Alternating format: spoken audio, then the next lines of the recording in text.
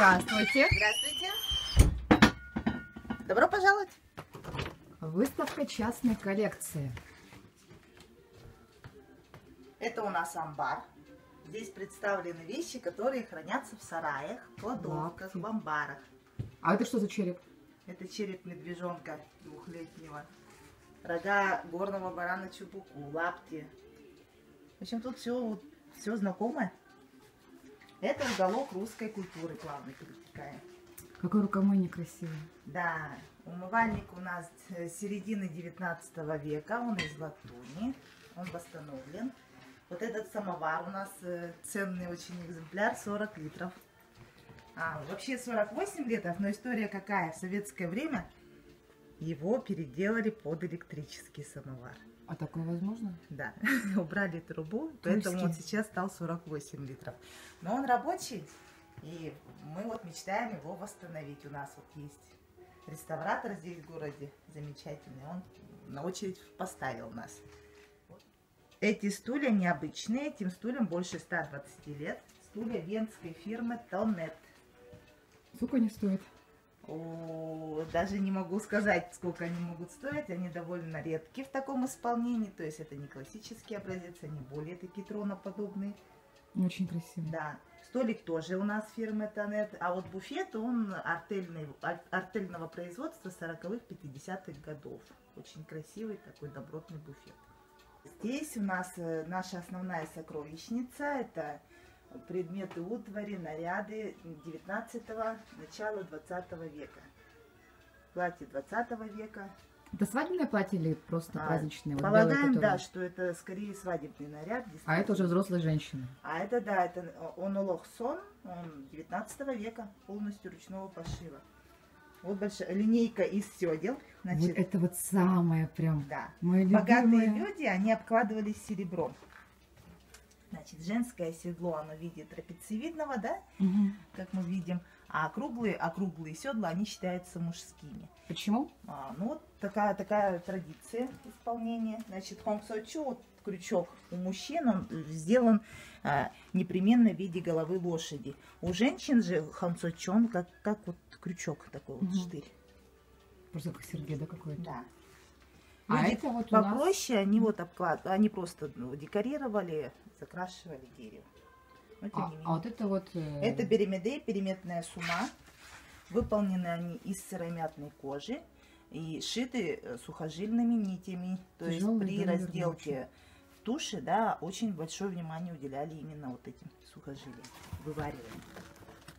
Ой, такая твердая. Да, ну, конечно. Трогать-то можно? Можно, можно. Спасибо.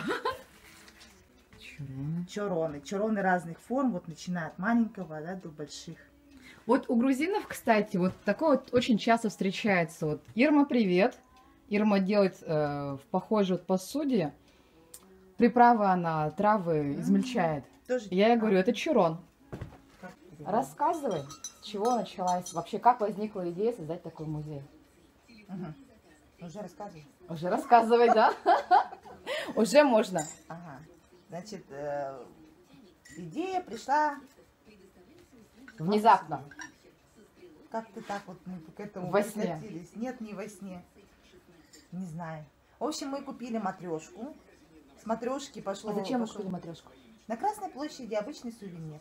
Матрешечка, да, которая повлекла за собой покупку других матрешек. То есть у нас образовалась коллекция матрешек. Дальше с матрешек мы переключились на самовары наши. Вот один из ценных экземпляров ты видела, да? После мы познакомились с Максимом Максимовичем Павловым, это скульптор очень известный в Якутске, который собирает якутскую культуру. И он с нами решил меняться. Самовары на чороны. Вот так вот мы образовали у себя коллекцию русской культуры потихонечку, и якутской культуры. Вот. По течению времени так получилось, что, значит, где самовары, там и чай. Я начала отлавливать чай плиточный, да, для экспозиции. А там уже коллекционеры узнали, что мы собираем. Начали предлагать, точнее, и продукты, и соль, и сахар, и молоко. Представь себе, и вот так вот у нас набралась продуктовая полка.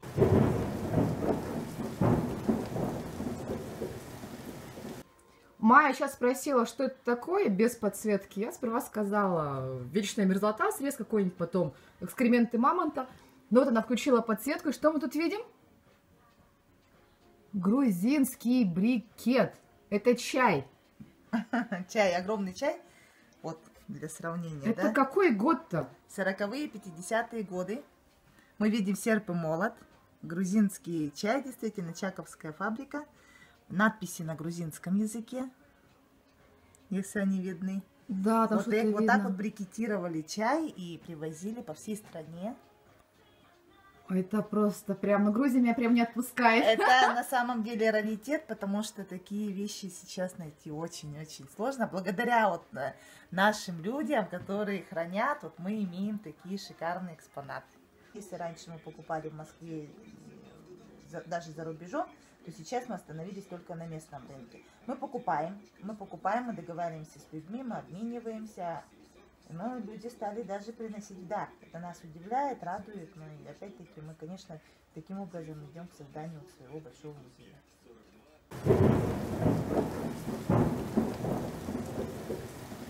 Один из наших друзей подарил нам вот такой вот клочок. Что бы вы думали? Это ужас просто. это шерсть мамонта. А ее вообще можно трогать? А то я так прям так мяла пальцами. Ну, как видишь, можно. Очень мягкая. Очень мягкая, да. Откуда Потом, эта шерсть? источник. Нет, я имею в виду Пожалуй. с этого. Ну, возможно, часть тела какая? возможно, где-то вот более такая подмышечная впадина, наверное, так если можно назвать. Ну, потому что очень мягкая Очень шерсть, мягкая да. шерсть, да. И она, кстати, не Это пахнет. действительно шерсть мамонта. Ага. Все старые вещи, они обладают какой-то историей. Ага. И само собой тут наверняка, ну не то чтобы наверняка, тут все вещи с историей.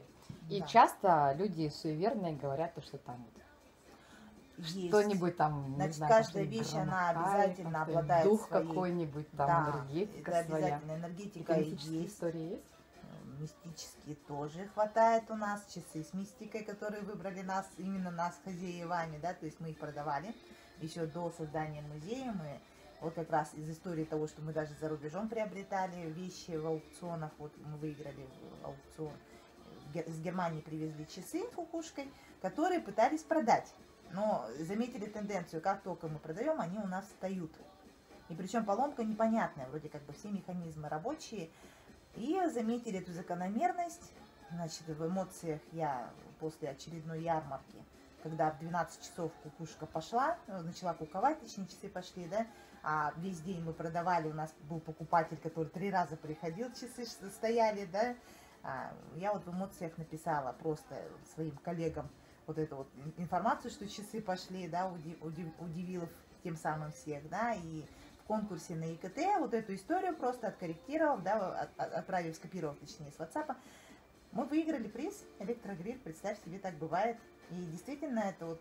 Часы не продали, но приз получили. Приз, да, теперь это наши часы с нашей историей уже получали. А сколько этим часам лет? Они 50-го года, то есть послевоенные, это немецкие часы, вот Шварцвальд, местный Шварцвальд, они как раз являются родиной часов с кукушкой. Конечно, вопрос некорректный, но все-таки, может быть, у тебя есть какой-то самый любимый экспонат? У нас все экспонаты любимые, все. Прямо каждая вещь, это действительно, вот, ну, можно бесконечно рассказывать про каждую вещь. Вот это, действительно, можно остановиться. Если к нам люди приходят, они каждый раз что-то новое открывают, потому что обычно времени не хватает вот, на экскурсию, да, и поэтому... Потому что очень много вещей, на самом Да, деле, очень. разные периоды охвачены. Ну, стараемся, да, поэтому нелюбимых вещей нету, даже со сколами тарелочки. Они у нас занимают место, и мы уделяем им внимание, и люди видят, что они уже не видят, точнее, их вот нюансы, вот недостатки, они видят что вот их саму ценность целом, да. историческую. Так, тут у нас продуктовая лавка. Добро Начнем пожаловать. С моих любимых бутылочек. Золотой рог. Ой, ну такое какао я помню, да. Которое вот в зеленой упаковке. Самое вкусное какао. Бутылки нам подарили со спиртным, водка, спирт, они не вскрытые, но они выдохлись. Да, я вижу, что там этот конденсат. Угу. То же самая история вот с коньяком, тоже подарочный набор, забыли про него. Это вот этот вот? Нет. Наборчик вот этот вот да, наборчик. мини-коньяк. Ух ты. Тоже выдохся, там буквально осталось. Да, вот я вижу, вот эта бутылка посередине, там что-то совсем. Какие-то капельки. Спички, граненые стаканы, рижский бальзам, но он полный. Выпить-то можно? Кефир с содержимым, заметьте. Ой, слушай, вот эти вот еще крышечки. Да. Это же прям... Сейчас это дефицит не найти. Чай. У нас вот чай, он весь с содержимым, действительно все тут полон, даже в железной банке вот Тот этой самый чай чай, есть. тот самый вкус, да? Сахар кусковой, он уже шел в упаковочке, это выдавали обычно в самолетах. Угу, я помню такие, кстати. Как раз для столовых тоже упаковка чая. Кстати, по поводу того чая, который брикет до этого показывали, это из города Чакре. Ясамидзе, привет. Тут у нас морепродукты. кальмар. Представьте себе, сохранилась, да, консервная банка. Повидло, варенье. Повидло, я думаю, можно съесть. Да, это все, скорее всего, можно употребить. Молоко с молоком, сахар, Икра зернистая. печенье. Печенье земляничное. Шоколад. Вот нам подарили с Верхоянска. Ванилин наши подписчики тоже подарили нам. Очень приятно, конечно, такие подарки получать. Красота какая, А, кружки детские. В общем, если война наступит, вы с голоду не умрете. Вот, да, действительно, случится война. У вас запасы имеются. Не дай бог, что-то будет, да, мы будем все это употреблять. Почему? Потому что в советское время государство заботилось о здоровье граждан. То есть тут никакой химии нет. Вот такую соломку я помню. А еще вот в детстве мы в начальных классах бегали в магазин на переменках и покупали желе. Мандариновое было очень большой редкостью. Мы просто сухую их ели. Угу. Сыпали на ладошку и На лизали. ладошку, да, лизали. Это был способ, наверное, по всей стране поедания желе. Потому что в вареном виде, в готовом виде он мне вообще не нравился. Угу. Вот такая вот кружка была у бабушки. Здесь у нас коллекция бирюзового стекла, бутылочный такой, бутылочный цвет. Но вот убирая вот несколько экземпляров, да, получается вот так вот. Вот это, вероятно, что производство Якутского стекольного завода, у нас существовал такой завод, открылся он во время войны в 1943 году. И существовал он всего до конца 50-х годов. То есть где-то не больше 10 лет, да? Да.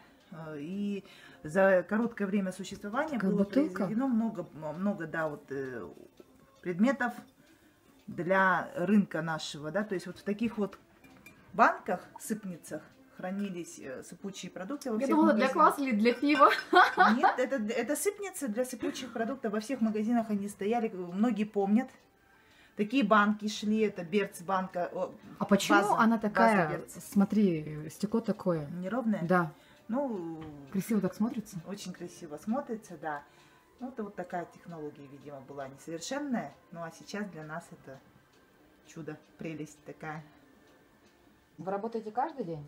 Мы работаем каждый день, кроме воскресенья. В воскресенье мы Часы работы? позволяем. С 11 до 5. Угу. Центр города, музей Ярославского. Я не буду говорить его сокращенное название, потому что оно мне не нравится. Ага. Якутский государственный объединенный музей истории и культуры. Да. Якутский музей имени Ярославского. Угу. Как обычно. На территории музея у нас деревянное здание справа.